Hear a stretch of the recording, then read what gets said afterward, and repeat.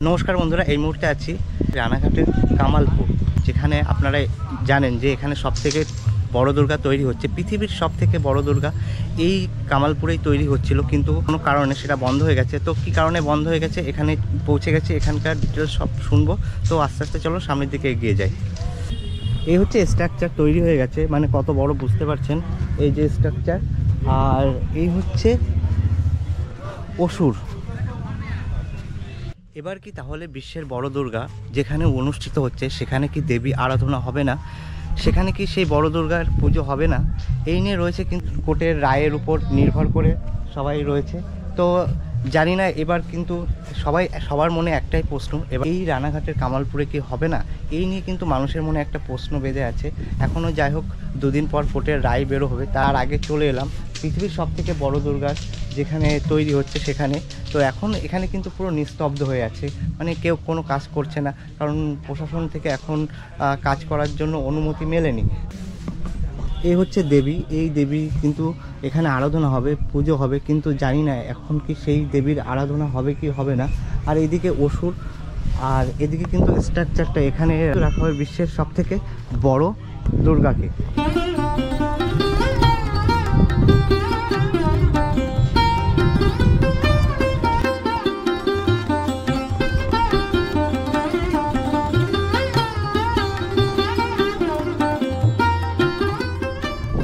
তো বন্ধুরা, এই মুহূর্তে আছি পৃথিবীর সবথেকে বড় দুর্গা, যে দুর্গা হতে হতে বন্ধ হয়ে গেল, যে দুর্গা তৈরি হতে হতে পুরো বন্ধ হয়ে গেল, সেই দুর্গা ওখানে আছি। তো এই যে স্ট্রাকচার দেখতে পাচ্ছ, এই যে মূর্তিটা দেখতে পাচ্ছ, এই যেটা সেটা হচ্ছে কিন্তু মায়ের মূর্তি। তো এই হচ্ছে 120 ফুটের উচ্চতার মা দুর্গা, এখনও নিচে রাখা আছে। তো এই যে স্ট্রাকচারটা তৈরি হচ্ছে পিছনে, এই স্ট্রাকচারে কিন্তু রাখবে, এই স্ট্রাকচারে কিন্তু রাখার কথা, কিন্তু কোনো ক্রমে এখানে কিন্তু পুরো কাজ বন্ধ হয়ে সবাই মন মরা হয়ে, মন খারাপ করে বসে আছে যে কখন কোর্টের রায় বের হবে। জানি না, এখনও 2 দিন আছে কোর্টের রায় বেরোতে।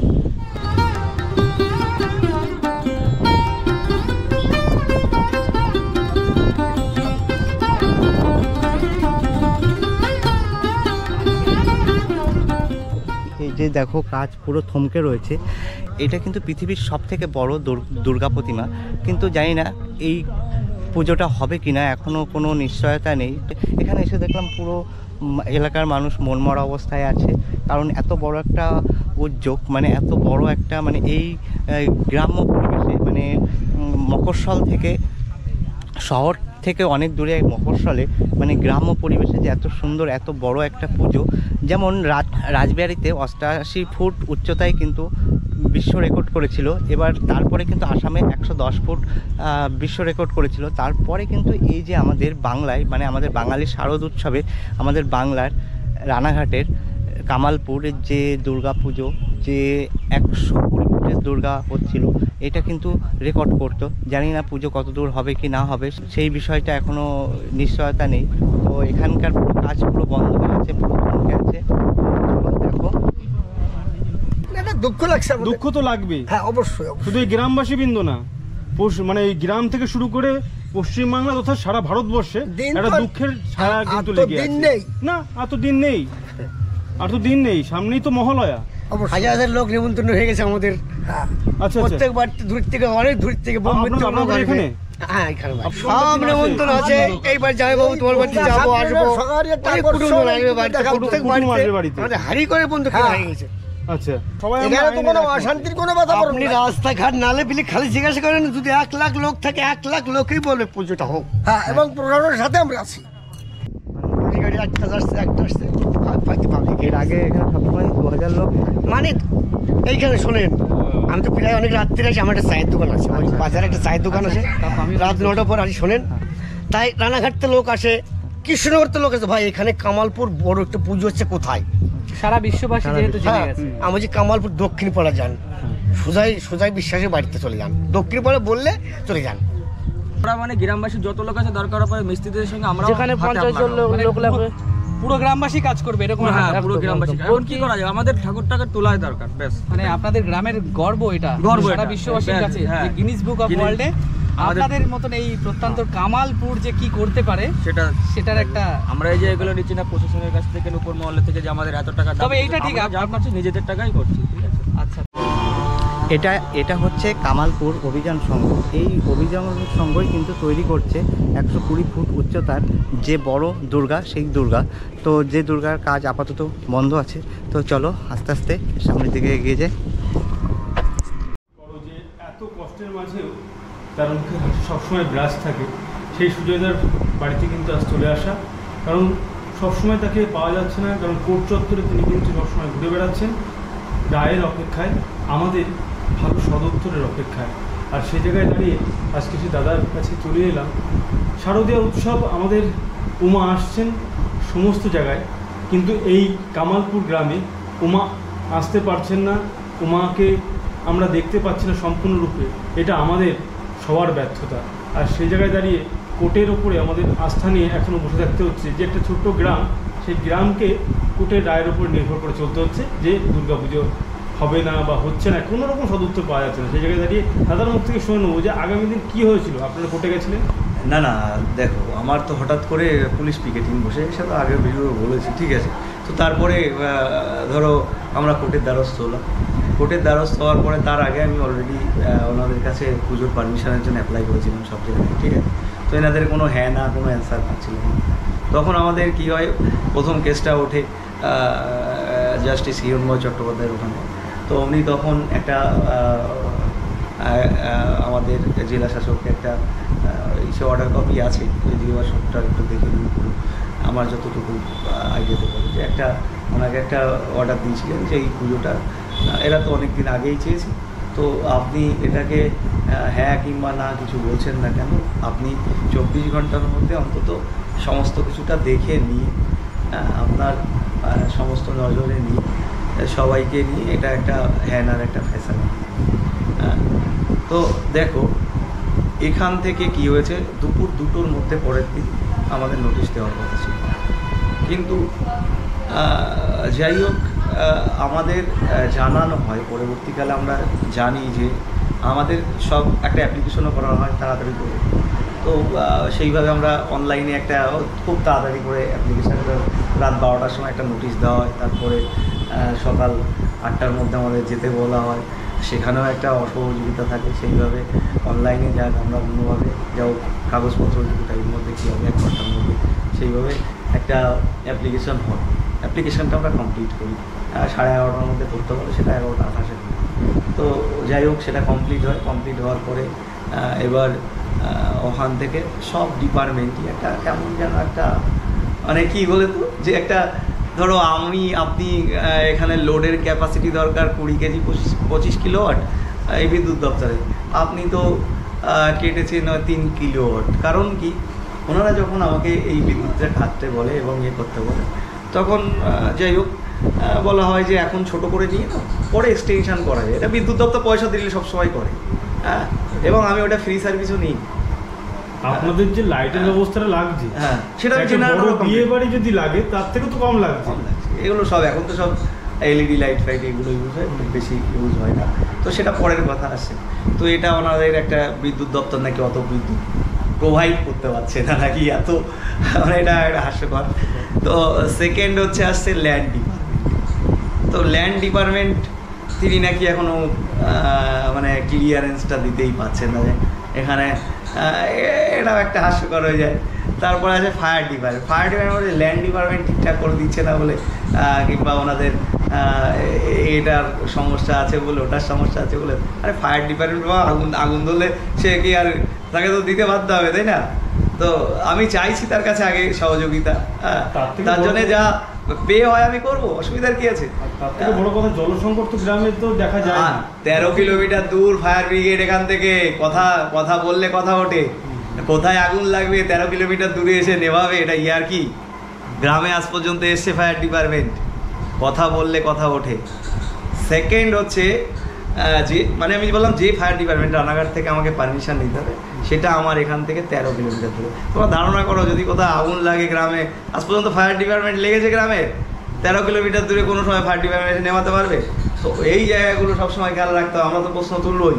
সেকেন্ড হচ্ছে বিডিও সাহেব, তো উনি বলছেন এগুলো দেওয়া গেল না, তো আমিও দিতে পারলাম না, সব কমপ্লিট হলো না। তৃতীয় হচ্ছে থানা বললো যে এত প্রশাসন আমরা কোথা থেকে পাবো, আমাদের একেবারেই ব্যাপারটা হয়ে গেল। কিন্তু এখন কিন্তু পুলিশ 24 ঘন্টা পিকেটিংয়ের জন্য রয়েছে, সেটা দেওয়া যাচ্ছে। তো এই যে একটা হাস্যকর, লাস্টে ডিএম বলে দিল যে এই এরা সবাই দিতে পারছে না বলে আমিও এখানে সম্মতি দিতে পারছি না। তার মানে জিনিসটা কি হলো, টোটাল ডিপার্টমেন্টটাই টোটালি একেবারে মানে একজনা যদি না দেয় সবাই দেবে না, এটা তো একেবারে আমরা পাচ্ছিলাম না। যাই হোক, এই অর্ডারটা স্যার করেছিলেন যে আমাদের সদুত্তর দেওয়া হচ্ছিল, তো আমরা যাক সদুত্তর পেয়েছি। এইবার হচ্ছে আমাদের যে আর্গুমেন্ট ছিল, এই প্রতিদ্বন্দ্বিতার কথা বলেছে, সেটা সম্পূর্ণ তাদেরই দিকে যাবে। কেন প্রশাসন কাজ করবে না? পুলিশ প্রশাসন যদি বলে আমি দায়িত্ব নিতে পারবো না, তাহলে আমার এখানে পুলিশ প্রশাসন বলুন তো, আজকে বলতেই হয় কথা, ট্যাক্স কি আমরা দিই না? সকালবেলা থেকে উঠে খাই যা আর ঘুমোতে যাই, এই অবধি যতগুলো জিনিস আমরা কিনে খাই প্রতিটার উপর ট্যাক্স দিই, কিন্তু গ্রামের মানুষও সমানভাবে ট্যাক্স দেয়। এই প্রজেক্টটা তুমি দেখবা যে যদিও বা গ্রামে হয়েছে, কিন্তু আমার মনে হয় ক্লাসটা ওয়ার্ল্ড ক্লাসের প্রজেক্ট হয়েছে, এবং যেটা রেডি হয়েছে সম্পূর্ণ কিন্তু সেটা সবাই গ্রহণ করেছে। আমি ওয়ার্ল্ড ক্লাস এই কারণে বললাম, ওই কারণে বলছি আমেরিকায় বসে সে আমার সমর্থন করছে, দুবাইতে বসে সমর্থন করছে, কেউ লন্ডনে বসে সমর্থন করছে, কেউ বাংলাদেশ থেকে সমর্থন করছে, আরও এক্সট্রা দেশ আছে, সব জায়গায় মোটামুটি আছে। তো আর ওয়েস্ট বেঙ্গলে তো সমস্ত রাজ্যেতেই দেখছো সবাই আসার জন্য উদ্ভিদ হয়ে আছে। তো এই জায়গায় ওই কারণে বলছি, তা নাহলে প্রশাসন যখন ভয় পেয়েছে যে ধরো ভিড়টা হবে, এটা তো তারা একটা এ করছে, কন্ট্রোল করা যেত, কন্ট্রোল করা যাবে না কেন? আমার মনে হয় যে প্রশাসন একটু, আমরা তো দেখো কুম্ভ মেলা হয়, গঙ্গাসাগর মেলা হয়, প্রতিদিন ট্রেনে যে মেলা হয়, তো তাতে যখন পড়ে ঝুলে পদপিষ্ট হয়ে মরে না, তো এটা আর কি? আমাদের মেন লাইনে যদি যাও, তোমাদের বনগা লাইনে যদি যাও, প্রতিদিন মানুষ যে যুদ্ধটা করে সেখানে যখন মানুষ মরে না, আর পদপিষ্ট দোয়াই গ্রামের লোককে দিয়ে এইগুলো অজুহাত সমস্তটাই দেখিয়ে একটা জিনিসকে। তবে আমাদেরও প্রশ্ন থাকবে, কেন প্রশাসন এটা করবে? জবাব দিতে হবে, জবাব দেবে না কেন? তাদের একটা এই অসহযোগিতামূলক মনোভাব এত বড় একটা কাজের জায়গায়, ঠিক আছে? হ্যাঁ, আইনের দোয়াই আপনারা অনেক দিতে পারেন, এটা এই হয়নি, ওটা ওই হয়নি, সব জায়গায় আইন দেখলে কি হয় নাকি? তাহলে আইন তো বললাম না, গ্রামের লোকও চাইবে যে আমার আইনে কেন হলো না রাস্তাটা 20 বছরের চওড়া, কেন ইলেকট্রিক তার ঝুলে থাকবে? আপনারা যে প্রশ্নগুলো তুলছেন ছুড়ে আমরাই তাদের দিকে দেবো। কেন ফায়ার ব্রিগেড আমার গ্রামের দিকে একটা হলো না, শুধু রানাঘাটাই একটা থাকলো গ্রামের লোকের জন্য কেন হলো না? 13 কিলোমিটার দূরে কেন ফায়ার ব্রিগেড নেওয়াতে আসবে? প্রশ্ন তো আমাদেরও থাকবে। বিদ্যুৎ দপ্তর কেন গ্রামে ঠিকঠাক করে বিদ্যুৎ দপ্তর সাপ্লাই দেবে না? শহরের সব পুজোগুলো পাবে কেন? আমাদের কি এই 20 কেভি ইলেকট্রিকই সারা ওয়েস্ট বেঙ্গলে বেশি নেওয়া হচ্ছিল? বন্ধ করে দিক না, আমাদের গ্রামের লোকজন তারা ওই 20 কেভি চালাবে না, ওদিন টোটাল গ্রামের লোক তাদের বাড়ির ফ্যান লাইট অফ করে রাখবে, ও পুজোর লাইটটা চলবে না। একটা বিষয়, 2 দিনের জন্য যদি কোনো রকম করে দেয়, হ্যাঁ, যদি বলতো যে প্রশাসন আমরা পাচ্ছি না, তা সত্ত্বেও আমরা বলে দিচ্ছি যে আমরা জেনারেটর তো ব্যবস্থা রাখছি, তো সেটা দিয়ে হবে। মানুষ দেখো, তুমি যত অসহযোগিতা করবে, মানুষের মনের ভাব একটা তত আঘাত লাগবে, মানুষ তত আরও তার জায়গা থেকে তার বিকল্প ব্যবস্থা খুঁজতে থাকবে। এটা তো আমি পরিষ্কার, মানে দেখো, আমি এগুলো কথাগুলো বলছি, শুধু আমার কথা নয়, আমি বারবার করে বলছি, এটা গ্রামের কথা। হ্যাঁ, আক্ষেপে অভিমানে অনেক কথা বেরিয়ে যায়, কারণ আমি দেখো যে কথাগুলো বলছি সেগুলো হয়তো ভাবতে পারো যে না, নিতান্তই হয়তো দাদা রেগে গেছে কিংবা বক করছে। বক নয়, এটাই প্রতিবাদ, এটাই বলতে পারো যে একটা প্রতিবাদ গ্রামের সরকার। আচ্ছা দাদা, বর্তমানে এখন কি কাজ চলছে না? দেখলাম পুলিশ, না কাজ তো পুলিশ করতে দিচ্ছে না। এদিকে দেখো, আর একটা কথা আমি বলছি, আমরা দিদি গতদিনও বলেছে কেউ 112 ফুট করুক কিংবা 412 ফুট করুক, তাতে আমার কোনো আপত্তি নেই, যাতে মানুষের কোনো ক্ষতি না হয় সেই দিকটা ক্লাবেরও দায়িত্ব থাকে, সেই জিনিসটা নেবে। কিন্তু এইখানেই দেখো, তার মানে কি হচ্ছে, আমি পুজো করতাম 4 দিন, পারমিশনটা আমাকে 4 দিন দিত, কিন্তু আমার যে এই যে 8-10 দিন ধরে পুলিশ পিকেটিং করে আমার কাজটা বন্ধ রেখেছে, এই জায়গাটা কি বলবো যে আমার যে কাজটা বন্ধ রেখেছে, আমি কার অসহযোগিতা? দিদি বলছে পুজো করতে গেলে আমার কোনো আপত্তি নেই, কিন্তু পদপৃষ্ঠে আমি পুজোর দিনে আমায় যদি পারমিশন না পেতাম আমি বন্ধ করে দিতাম, কিন্তু আমাকে কাজটা করতে দাও। কাজটা করছি তো আমার নিজের জায়গায়, আমাদের নিজের জায়গায় কাজ করছি, আমি তো অন্য জায়গায় কাজ করছি না।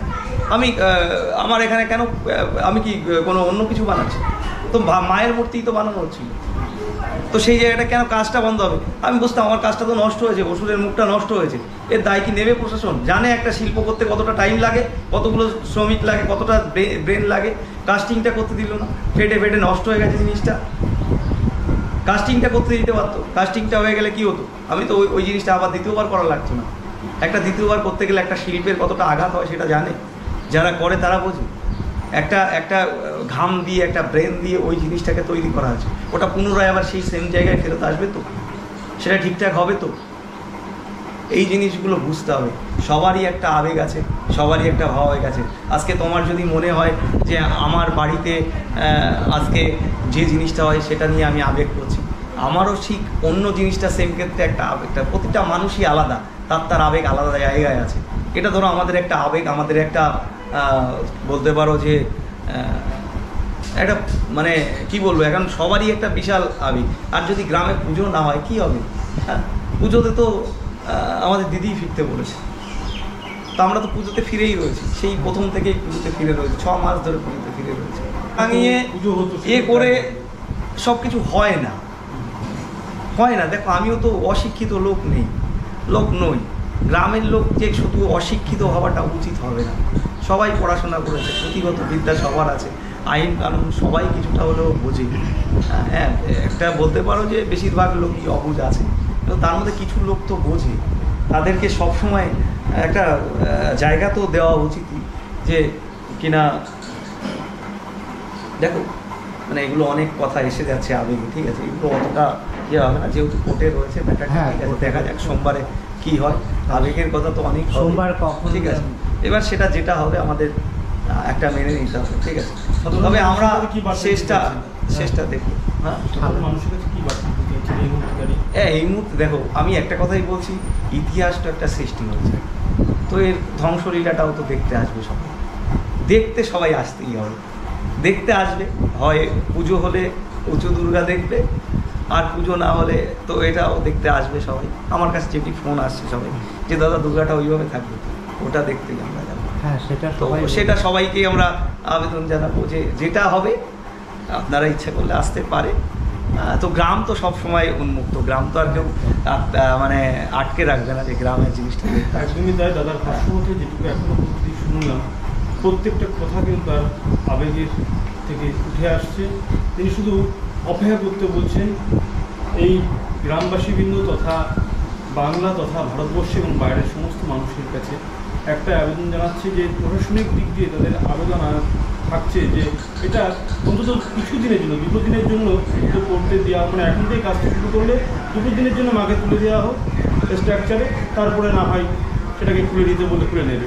কিন্তু সেই 2 দিনের জন্য যদি পারমিশন দেওয়া হয় তাহলে কিন্তু অনেকটাই কাজ দেবে, এবং এনারা কিন্তু এখানকার যে পরিস্থিতিটা সেটা কিন্তু তারা ঠিকঠাক করে নিচ্ছেন, কারণ এখানে গ্রামবাসীবৃন্দ তথা এখানে 30টা ক্লাব তাদের সঙ্গে আছে এবং আমরাও তাদের সঙ্গে আছি। আর দেখো দাদা এখানে শিল্পীরা এখানে বসে আছেন, তার সঙ্গে দাদা মোটামুটি রায় দিলে তো কাজ শুরু করে দেবে যুদ্ধকালীন তৎপরতার সঙ্গে, আপনার তো এটাই আশা রাখছেন? এখন সময় তো একদমই সংক্ষিপ্ত, কোর্টের দিকে তাকিয়ে আছি, যদি কোর্ট অনুমতি দেয়, সে আপনাদের বাসায় যদি যুদ্ধকালীন তৎপরতায় সেই 24 ঘন্টাকে যদি 48 ঘন্টা কিংবা 72 ঘন্টা বানাতে হয়, সেভাবে আমরা কাজ করতে প্রস্তুত। অতএব যদি কোর্ট অনুমতি দেয় আমরা আপ্রাণ চেষ্টা করব যে আমাদের কাজ সম্পূর্ণ করা। একদমই তাই। দেখো বাইরে থেকে শক্ত করো, আজকে এসে পৌঁছেছে, ওটা আমাদের পুজো কমিটির একজন। আচ্ছা, আপনি বাইরে থাকেন? আমি ইউপিতে থাকি। ইউপিতে থাকেন? আপনি পুজোর জন্য এসেছেন? শুধুমাত্র পুজোর জন্য এসেছি। পূজার একজন যা চাঁদা দিয়েছে তোমার ধারণার বাইরে, ঠিক আছে, সবাই চলে এসেছে, ঠিক আছে। পুজোর জন্য এতদিন আগে আসা, আমাদেরও বিজনেস আছে ইউপিতে, ঠিক আছে, আমারও বাড়ি এখানে। মনটাকে শক্ত করুন, আমরা সবসময় একটা কথা বলবো, আমরা শক্ত করছি মনটাকে যে বড় দুর্গা প্রতিমা আমরা দেখবো, এই আশা রাখি। আমরাও বড় দুর্গা প্রতিমা দেখবো, আপনাদের সঙ্গেই দেখবো। সবাই আশাবাদী, আমরা কেন বাংলা কেন সারা বিশ্বের মানুষ দেখবে। জিনিস গ্রামে তত বড় জিনিস হয় না, এটা একটা প্রতিবাদী করতে হবে যে এইটা সাকসেস করতে গিয়ে অনেকটা মানে কি বলবো, যে প্রতিবন্ধকতার সম্মুখীন হতে হচ্ছে। তো এই জিনিসটা আসে, আমরাও জানি বড় কিছু করতে গেলে তো তোমাকে অনেকেই আটকাবে, তবে তোমার লক্ষ্য যদি ঠিক থাকে আশা করি সফলতা আসবে।